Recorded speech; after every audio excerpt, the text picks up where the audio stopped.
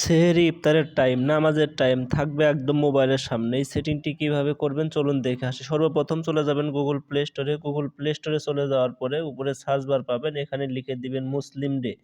মুসলিম day লিখার পরে একটা অ্যাপ চলে আসবে। এই অ্যাপসটি কিন্তু আমি আগে থেকেই ইনস্টল করে রেখেছি, আপনারা অবশ্যই এটা ইনস্টল করে নেবেন মুসলিম ডে। তো আমি ওপেনে ক্লিক করব। ওপেনে ক্লিক করার পরে এখানে দেখতে পাচ্ছেন বাংলাদেশ, এটা বাংলাদেশ সিলেক্ট করতে হবে। এখানে দেখতে পাচ্ছেন লোকেশন সেট করার পদ্ধতি, এখানে আপনি যে জেলাতে হবেন সে জেলা সেট করে দিবেন। তো আমি এখানে জেলা সেট করে দিব। জেলা সেট করার পরে নিচে দেখতে পাচ্ছেন সেভ নামের একটা অপশন রয়েছে, সেভ করে দিবেন।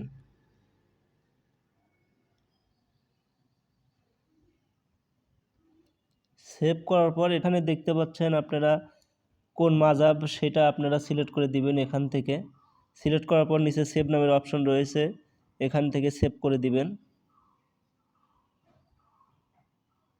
এখানে সেভ করার পর এখান থেকে একদম ব্যাক দিকে চলে আসবেন।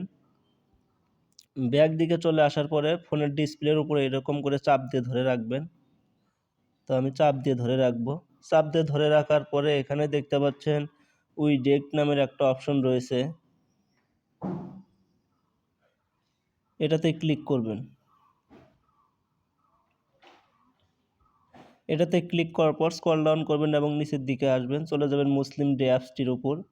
অ্যাপসটি চলে আসার পরে নিচে দেখতে পাচ্ছেন অ্যাড ডেস্কটপ নামের একটা অপশন রয়েছে, এটাতে ক্লিক করবেন। এটাতে ক্লিক করার পর এখানে কিন্তু দেখতে পাচ্ছেন নামাজ ইফতারের সময়সূচি কিন্তু এখানে চলে আসছে।